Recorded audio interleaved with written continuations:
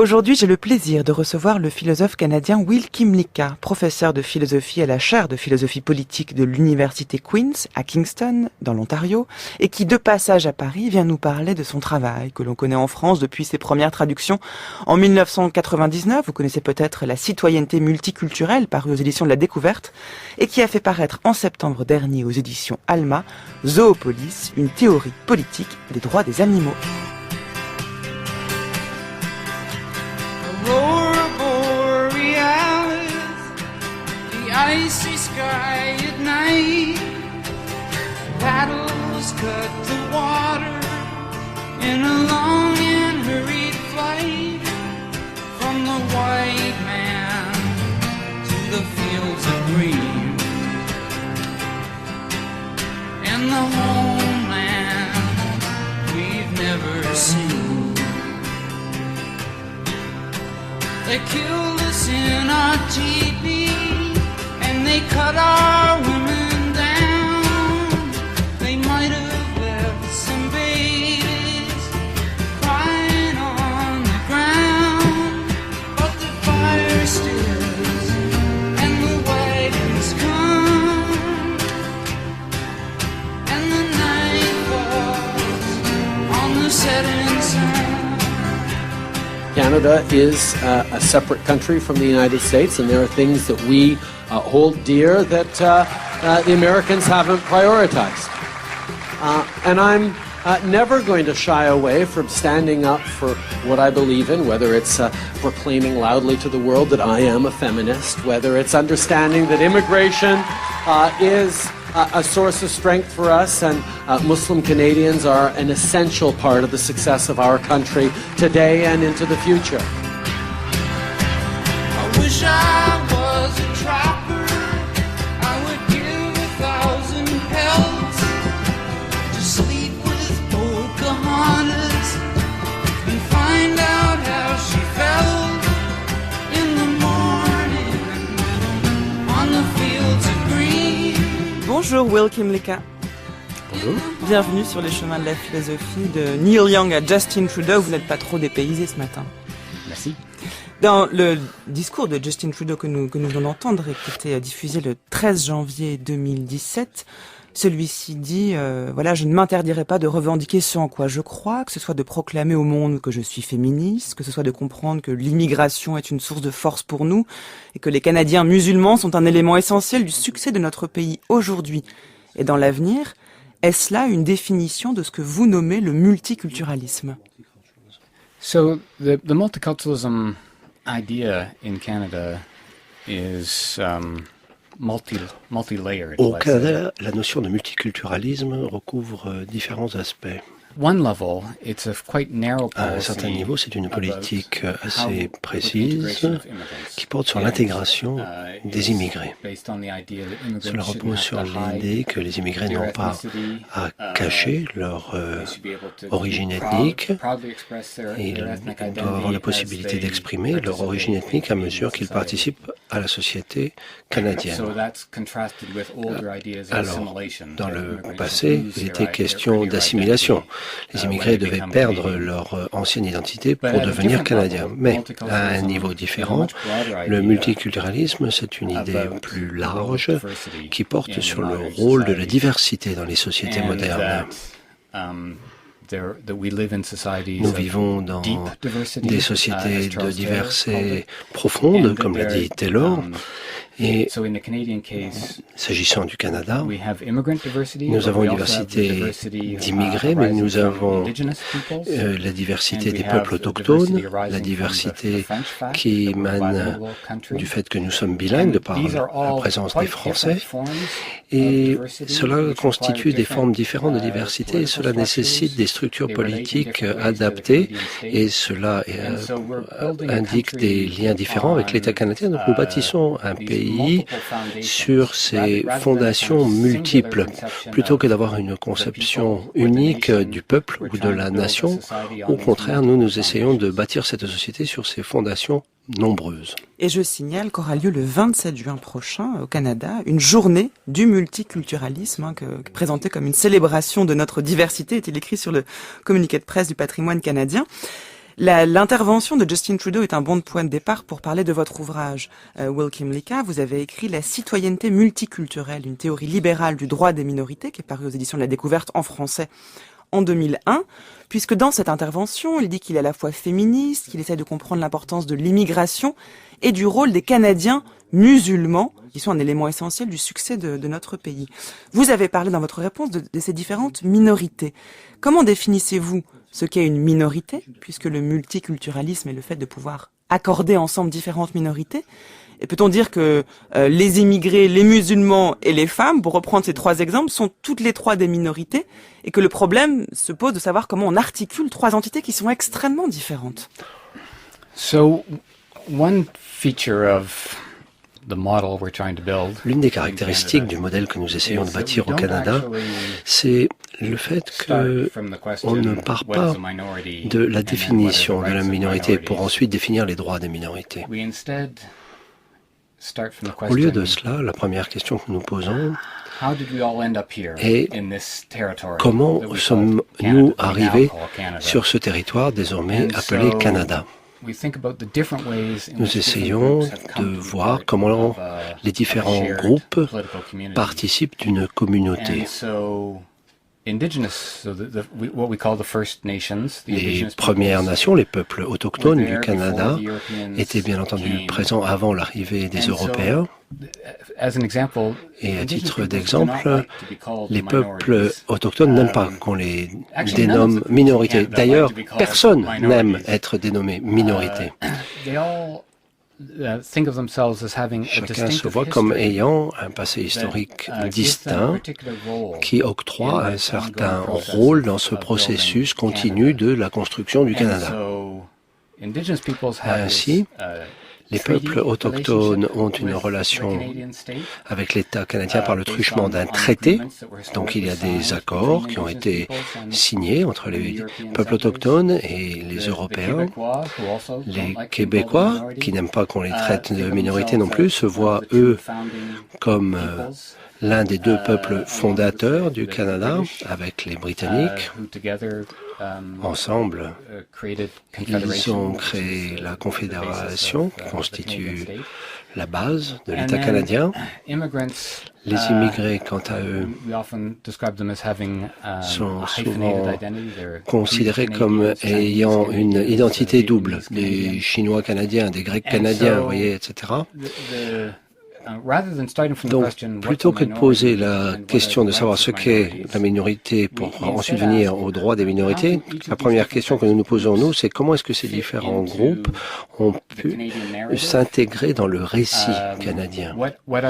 Quels sont les enjeux dont nous avons hérité historiquement? Quelles sont les injustices dont nous avons hérité?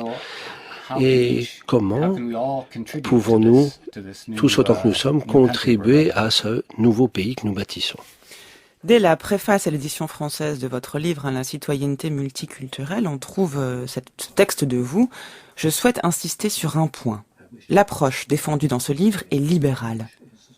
Cela signifie que cette approche est radicalement tournée vers une défense des principes fondamentaux de la liberté individuelle de choix, et qu'elle prône dès lors une protection vigoureuse des libertés civiles et politiques individuelles.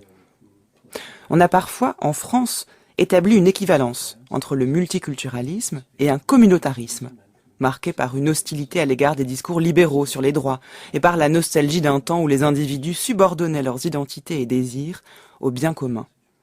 Je n'éprouve aucune sympathie pour cette nostalgie communautarienne. Donc une des premières distinctions que vous faites dans cet ouvrage, et elle est fondamentale puisqu'elle vous accompagne tout au long du livre, c'est celle entre le multiculturalisme et le communautarisme. En clair, comment proposer à différentes cultures de vivre ensemble dans un pays sans tomber dans un communautarisme que vous réprouvez? Will Kymlicka. So this is exactly my project, is to try to Mon propos, c'est précisément cela. explore Il s'agit pour ways moi of accommodating diversity de voir within comment a on liberal peut framework.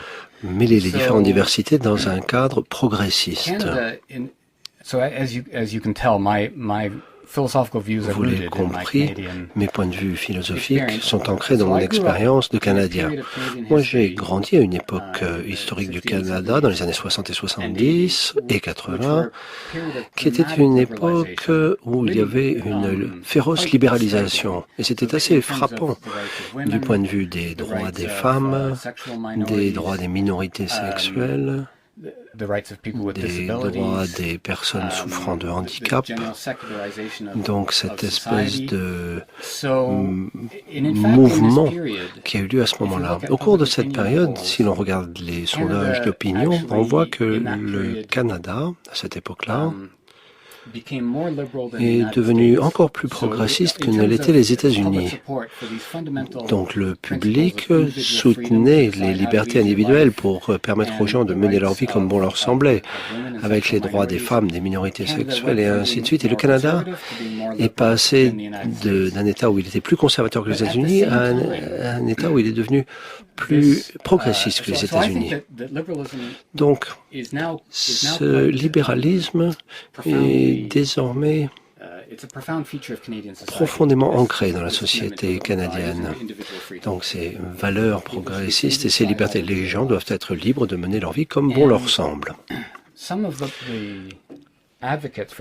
Certains défenseurs de ce mouvement de libéralisation pensaient que la logique des droits individuels est en conflit avec les droits collectifs et avec le communautarisme nostalgique, et ce de façon inhérente. Et par conséquent, une société véritablement progressiste ne doit pas avoir d'éléments comme les droits collectifs pour les Québécois, les droits pour la langue officielle des Canadiens français, et pas de droits liés aux traités pour les peuples autochtones du Canada.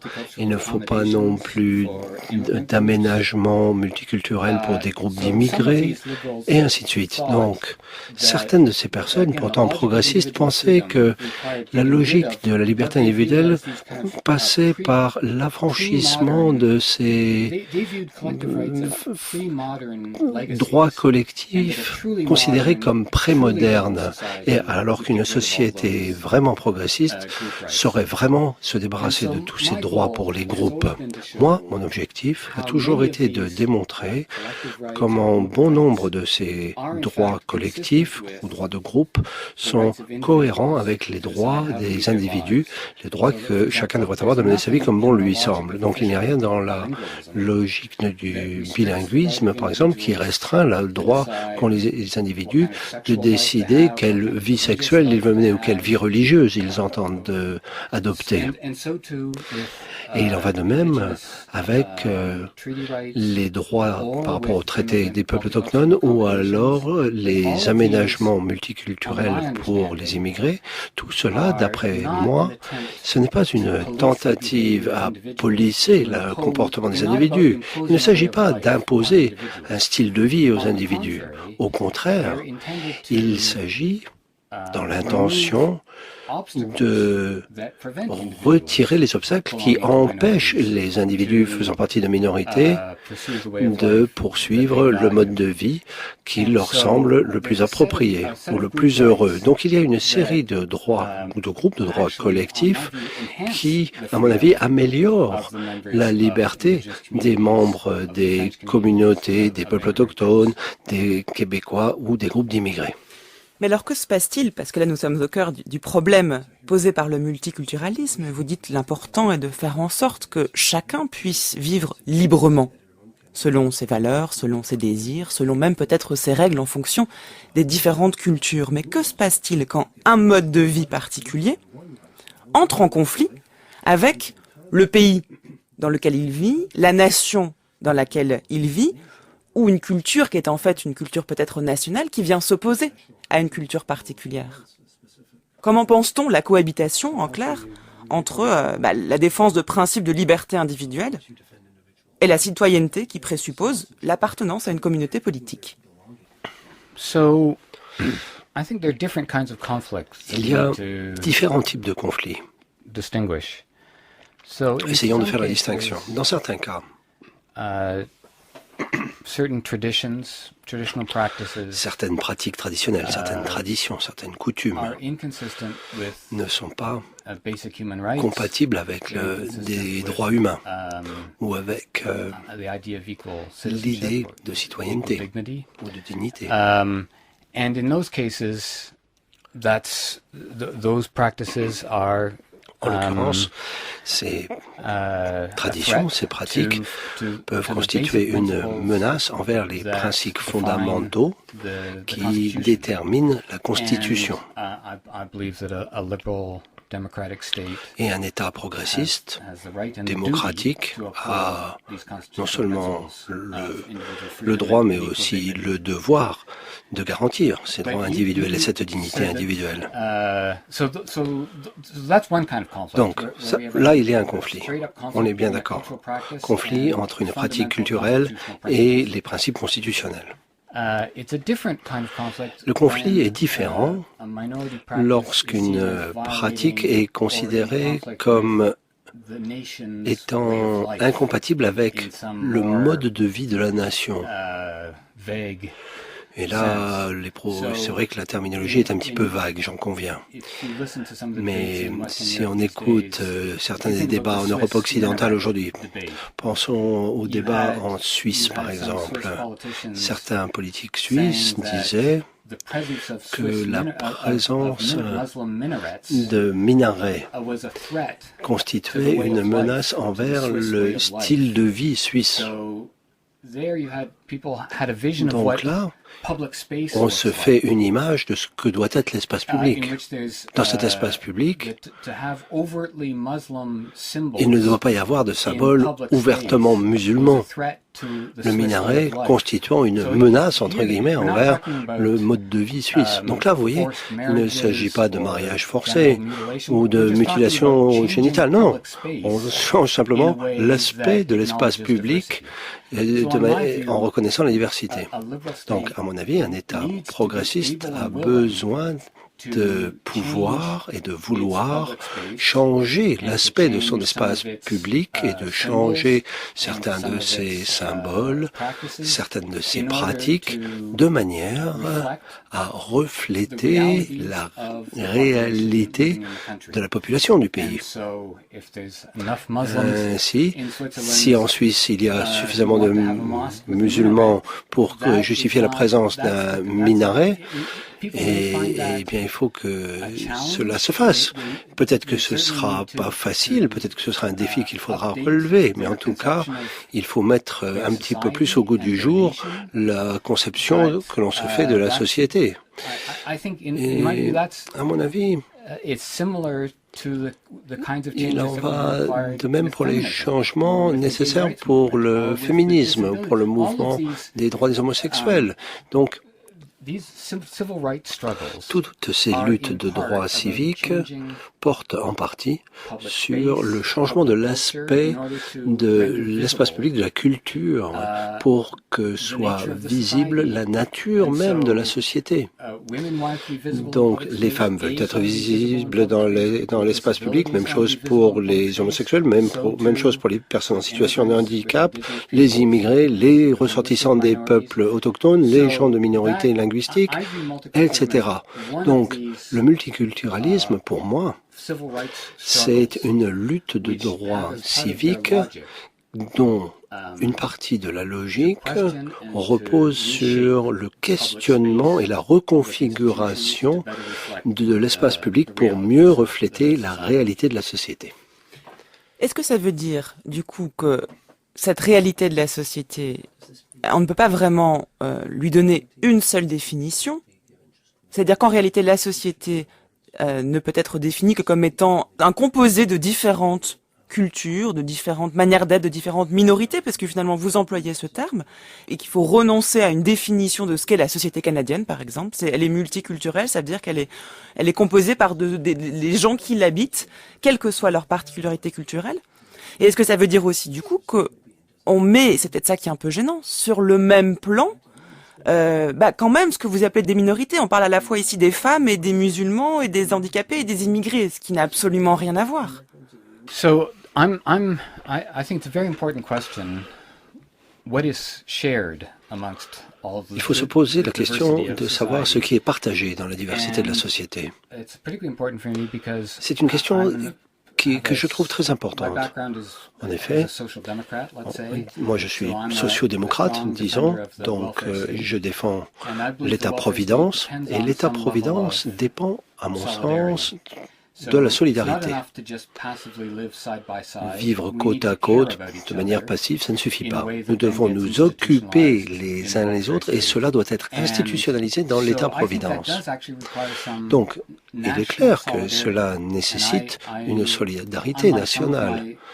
Contrairement à certains penseurs qui n'aiment pas cette notion de solidarité, moi je crois au contraire la solidarité est nécessaire. Moi je veux savoir comment on bâtit la solidarité nationale dans une société qui reconnaît la diversité. C'est du reste le sujet de mon livre le plus récent, pas encore disponible en France malheureusement, mais cela porte sur les sources de solidarité dans les sociétés diverses. Il y a là un mélange de l'élément institutionnel et de l'élément identitaire que l'on retrouve dans la solidarité. Nonobstant la reconnaissance de la diversité, il y a des institutions publiques communes dans la société canadienne. Il y a un système juridique, il y a un système politique, il y a les médias à l'échelle nationale. Ainsi, les gens au Canada partagent des expériences communes de par l'existence de ces institutions communes. Mais il y a également l'élément identitaire. Et je pense que l'une des clés du succès du multiculturalisme, une des épreuves du multiculturalisme, c'est celle-ci. Est-ce que les gens génèrent des identités duales? Autrement dit, même si l'on reconnaît une personne comme étant vietnamienne au Canada, eh bien, est-ce que cette personne canadienne-vietnamienne se sent canadienne? Est-ce qu'elle s'identifie au Canada? Est-ce qu'elle a un sentiment d'appartenance au Canada? Est-ce qu'elle ressent de la fierté d'appartenir au Canada?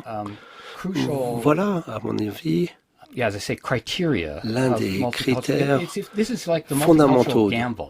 C'est un petit peu comme le pari multiculturel. Les identités ne sont pas un jeu à somme nulle. Si l'on reconnaît le passé vietnamien d'une personne canadienne, est-ce que cette personne est pour autant moins canadienne?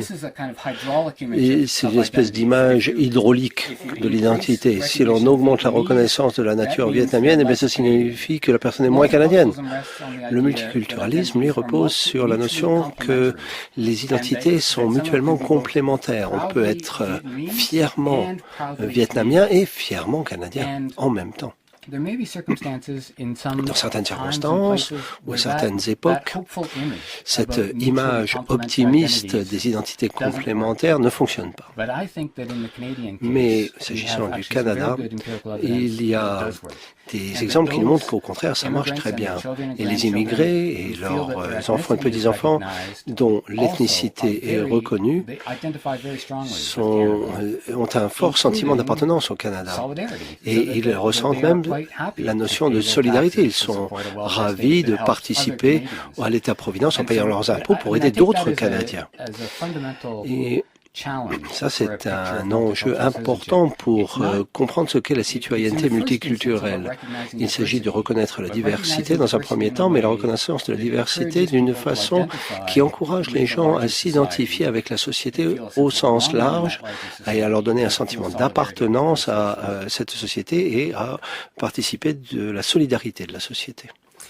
Cette notion même de citoyenneté multiculturelle, pour reprendre votre expression, vous préférez cette expression d'ailleurs à celle de multiculturalisme, vous est tellement chère que vous êtes reparti de cette notion même de citoyenneté dans votre dernier livre. Alors cette fois-ci, non plus pour l'interroger à l'aune du multiculturalisme, mais à propos de la théorie politique des droits des animaux. C'est votre dernier livre traduit en français, Zoopolis, publié chez Alma Éditeur, pour lequel d'ailleurs vous êtes finaliste du prix de philosophie des rencontres philosophiques de Monaco. On va entendre un extrait, l'extrait du début de ce livre, traduit en français. Vous l'avez écrit avec votre épouse, Zoe Donaldson. On va entendre un extrait donc de ce texte et puis on y reviendra ensuite ensemble. C'est une traduction de Pierre Matelin.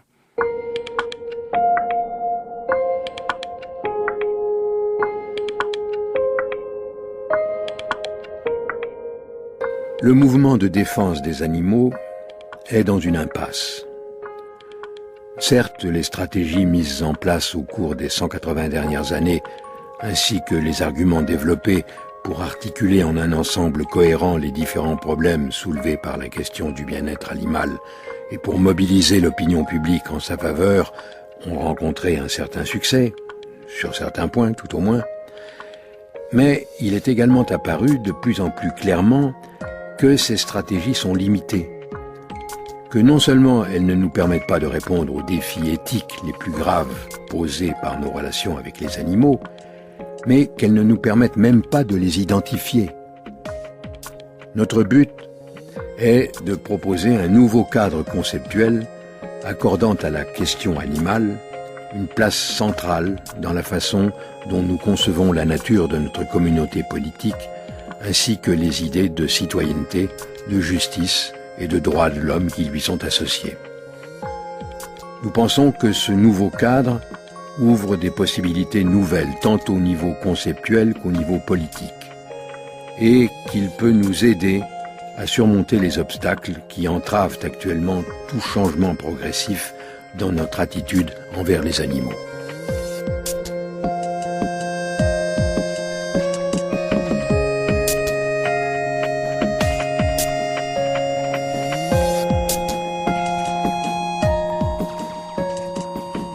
J'ai dit que la traduction était de Pierre Matelin. Je n'ai pas signalé que celle de la citoyenneté multiculturelle, votre livre précédent dont j'ai lu des extraits aux éditions de la Découverte, était assurée par Patrick Savidan. Et ici même en studio, c'est donc Xavier Combe qui vous prête sa voix.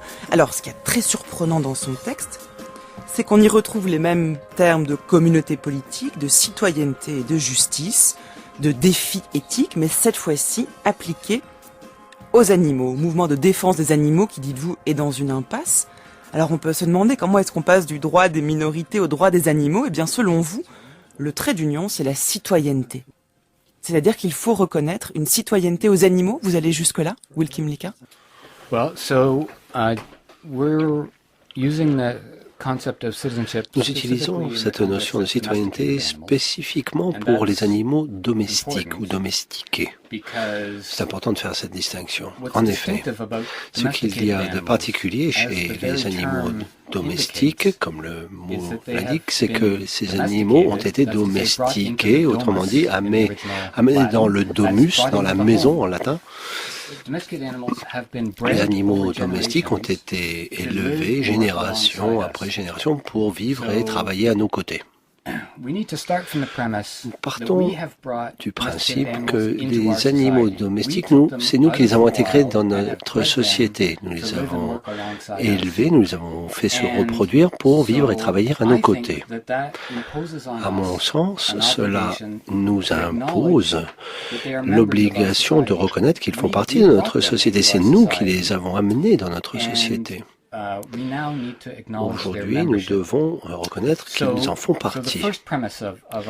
Donc, le premier principe, c'est que les animaux domestiques sont des membres de la société. Et en tant que tels, ils ont des droits. Maintenant, la question est de déterminer la catégorie nous permettant de décrire ce qu'est l'appartenance à la société. S'agissant des êtres humains, le concept que nous utilisons est la citoyenneté. La catégorie que l'on utilise pour reconnaître l'appartenance à une société, c'est la reconnaissance de la nature citoyenne de l'individu. Les animaux domestiques font partie de la société. Par conséquent, nous pourrions envisager la nécessité de leur reconnaître la citoyenneté. Ce sont donc des concitoyens par rapport aux êtres humains.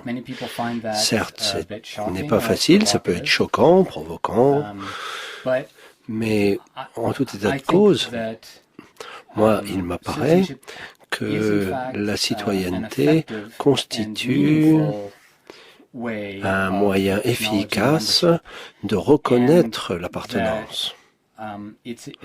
En effet, cela vous donne certaines orientations pour assurer la justice parmi les membres de la société. Et il se peut bien que les animaux domestiques seront membres de la société, mais à des titres différents de d'autres membres. Mais il y a d'ores et déjà de nombreuses façons d'appartenir à la société. Ne partons pas du principe qu'il n'y a qu'une seule façon d'être membre de la société. Donc, d'ores et déjà, nous sommes en train de reconnaître qu'il y a différentes formes d'appartenance à la société. Et nous avons déjà mis en œuvre des pratiques reconnaissant cette diversité. Et reconnaître la citoyenneté des animaux domestiques, c'est une tendance tout à fait naturelle par rapport à ce que nous avons déjà pratiqué. Oui, vous dites que pour pouvoir penser la notion même de citoyenneté à propos des animaux domestiques, parce qu'on parle bien des animaux domestiques ici, vous avez abordé aussi les animaux sauvages et autres, il faut avoir une conception anti-intellectualiste de la citoyenneté. Et vous prenez l'exemple, par exemple, des chiens militants, dans votre livre, toujours Zoopolis. Vous dites, les lois obligeant à tenir les chiens en laisse et limitant leur mobilité et leur droit d'accès aux espaces publics sont de plus en plus contestées. Mais nous avons tendance à penser que cette contestation s'inscrit dans le cadre d'une citoyenneté humaine, car ce sont des êtres humains qui se mobilisent au nom de leurs chiens. Dans cette situation, nous avons tendance à considérer que les humains sont les agents, car ce sont eux qui s'expriment et qui se mobilisent, quand les chiens ne seraient que les objets de l'agentivité, mais ils ne sont pas eux-mêmes des agents. Ce faisant, nous ne réalisons pas que les chiens, par leur simple présence, militent et agissent en faveur de ce changement. Leur présence physique et leurs actes ont joué un rôle décisif dans le processus politique, entraînant non seulement leur réintégration à la vie et à l'espace public, mais également une transformation des activités militantes de la ville. Certes, les chiens ne peuvent pas réfléchir au but de ce militantisme, ni au rôle qu'ils y jouent, mais cela ne change rien au fait qu'ils participent au processus.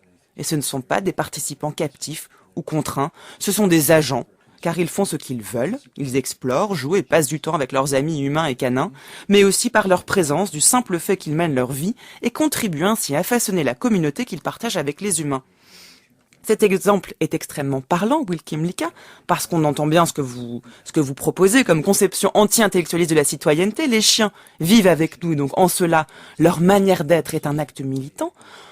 On peut, quand on lit cet exemple, avoir peut-être deux objections que je vous soumets. On est obligé d'aller vite, mais la première, c'est que du coup, on a l'impression que vous parlez de la participation des chiens dans la société, comme on parlait tout à l'heure de la participation de minorités dans la société, ce qui peut être choquant. Et deuxièmement, reconnaître que les chiens font partie de la société est une chose, leur attribuer des droits et donc peut-être leur reconnaître des devoirs en est une autre, parce que pour le coup, il faut reconnaître une égalité morale, un même sens de l'obligation entre le chien et l'homme, ce qui est loin d'être partagé par tout le monde. So let me take the second question first. Je vais répondre à votre seconde objection en premier. I think it's correct that membership Il est juste de dire que l'appartenance implique des droits et des responsabilités. Mais revenons en arrière. L'appartenance, ça implique la coopération. N'importe quelle vie sociale est déterminée par la coopération. Ça dépend de la possibilité d'agir avec les autres, avec civilité, sans agression, sans violence. Nous devons pouvoir interagir de manière paisible et sociable. Ainsi, nous devons exercer une certaine restriction envers nous-mêmes, nous devons suivre des normes sociales. Donc, lorsque l'on dit que les animaux domestiques font partie de la société, cela sous-entend quelque chose de très juste. Les animaux domestiques apprendre à interagir avec d'autres membres de la société de manière paisible, sociable et de manière qui ne nuit à personne. Des études très intéressantes ont été menées pour étudier ce qui se passe dans les parcs où l'on promène les chiens. Il y a des sociologues qui ont décrit cela comme étant une sorte de ballet, une sorte de danse à laquelle on assiste. En effet, c'est un niveau assez sophistiqué d'autolimitation. Les êtres humains savent bien que leurs chiens se retiennent eux aussi. Ils savent que leurs chiens n'ont cesse que de s'enfuir, d'aboyer ou autre. Mais les chiens ne font pas cela parce qu'ils savent qu'ils font partie d'un univers social régi par des normes.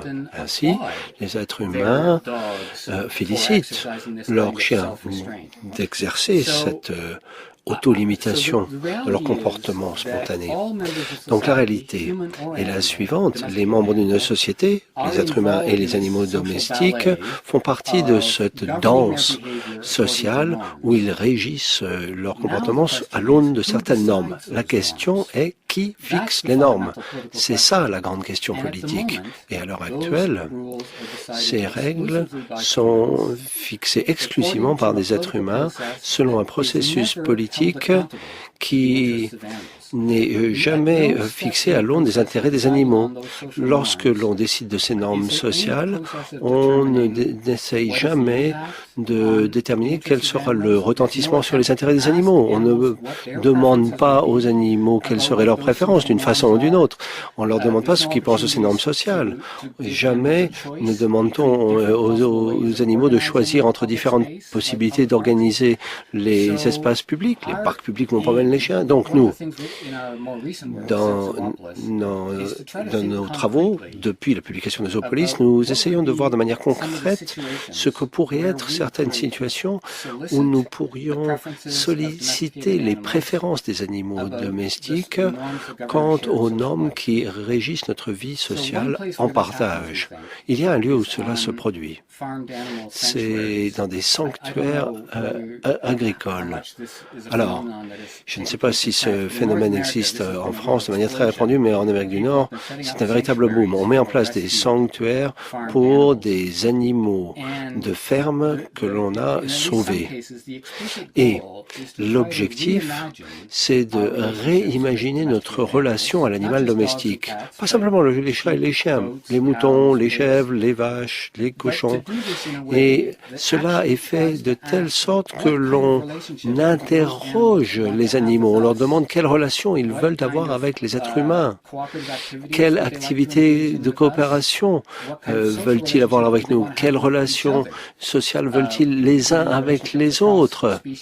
Donc les relations entre espèces, les relations entre animaux et êtres humains. Donc ces sanctuaires d'animaux de la ferme sont des lieux d'expérimentation en Amérique du Nord. Il y a de nouvelles formes de travail, de relations sociales, et l'objectif est de toucher du doigt les désirs des animaux. Quelle vie les animaux veulent-ils mener? Quelles relations veulent-ils entretenir avec nous? Donc vous voyez, c'est un objectif avec un objectif très lointain, voire utopique. Mais pour le reformuler, les animaux domestiques font partie de notre société et cela implique qu'ils puissent mener leur vie selon certaines règles sociales, mais il faut tenir compte de leurs intérêts et il faut qu'ils puissent déterminer ces règles sociales. Et nous devons être créatifs pour trouver les mécanismes, les circonstances par lesquelles on pourrait solliciter leurs préférences d'interaction avec nous et de répondre à ces préférences. Sachant que ce sera toujours l'homme. Enfin, est-ce que l'animal pourra jamais répondre en son nom? C'est une question, mais je vais revenir sur celle que je vous ai posée. Je vous la repose différemment parce qu'on n'a pas eu l'occasion d'y revenir. Je vous avais posé deux questions en même temps, donc je vous repose la première à partir d'un autre extrait de votre livre Zoopolis. Je vous disais qu'il pouvait être choquant de voir qu'on mettait sur le même plan une réflexion quant au statut citoyen des animaux et celui d'autres minorités culturelles. Vous preniez l'exemple des personnes handicapées dans le texte que j'ai lu avant, même si j'ai pas lu cette phrase-là en particulier. Un peu plus loin, vous faites le parallèle entre ce que vous appelez les animaux liminaires et les envahisseurs. Et vous dites les termes utilisés pour décrire les oiseaux nuisibles reflètent ceux qui sont utilisés pour désigner les groupes humains stigmatisés, comme les immigrants, les sans-abri ou les homosexuels. Les animaux indésirables sont stigmatisés en étant assimilés aux êtres humains indésirables. Notre projet est en tout point opposé. Nous ne cherchons pas à exclure les animaux liminaires en les comparant à des groupes humains craints ou méprisés, mais nous souhaitons au contraire adopter certaines des stratégies destinées à étendre la justice aux êtres humains stigmatisés et les utiliser afin de définir des principes de justice également valables pour les animaux liminaires. Donc pour vous, il n'y a aucune différence de nature, il n'y a aucune hiérarchie entre des êtres humains stigmatisés et des animaux stigmatisés. Well, there's certainly a difference. But I would. En tout cas, il y a une différence. I would resist the idea that there is or should be a hierarchy. Mais je ne suis pas d'accord pour dire qu'il faudrait une hiérarchie tout de même. So, I think that these analogies. I know that Ces some analogies, people find them.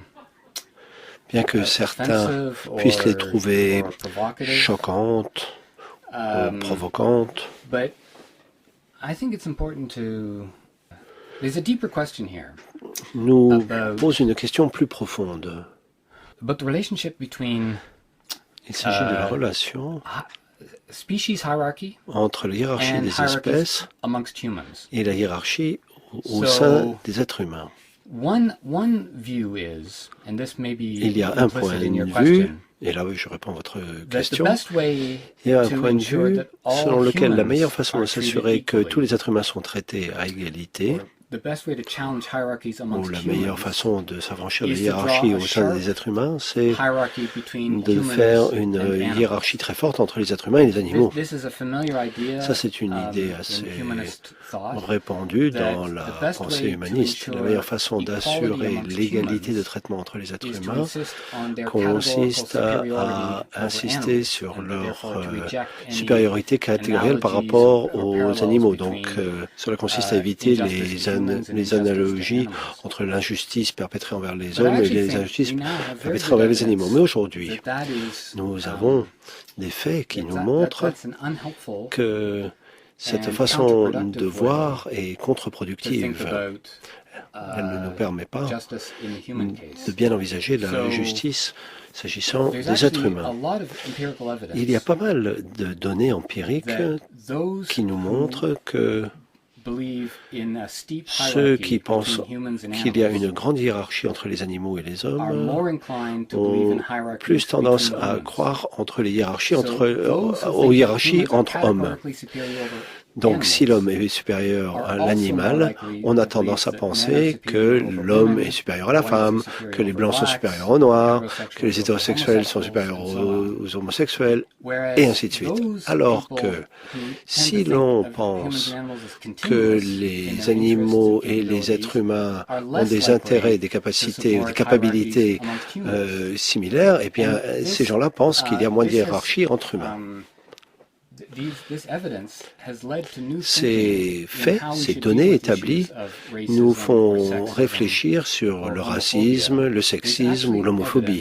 evidence, this is called the interspecies model of prejudice, C'est le that modèle de the préjugés best way, inter-espèces. one effective way of reducing Une prejudice façon de against human réduire outgroups is to les diminish préjugés people's ou sense of la species hierarchy. ségrégation, And c'est there's good psychological de reasons réduire why la this hiérarchie is the entre case. êtres humains et animaux. People On either comprend look at the pourquoi world in d'ailleurs. terms of natural Soit hierarchies, on voit the humans are naturally la superior hiérarchie to naturelle. animals, but Les then hommes sont males are supérieurs naturally aux superior animaux, to les mâles women. sont supérieurs aux Or femelles. they Ou look alors, on peut se dire, en regardant le monde, They look at the world as individuals. qu'il y There are a just des a lot of individus. individuals Il y a de nombreux who have individus. their Il n'y a que individual des needs. individus avec des They're besoins diverse in their individuels. interests and capacities. Il y a des But morality diversités requires d'intérêts et us de to be capacités, sensitive mais nous to the devons needs être and sensibles diverse aux interests of besoins individuals et aux intérêts and not de chaque obsess about individu which category et they ne fall pas into.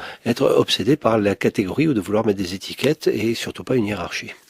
Merci beaucoup, Wilkem Leka, d'être venu répondre à mes questions aujourd'hui.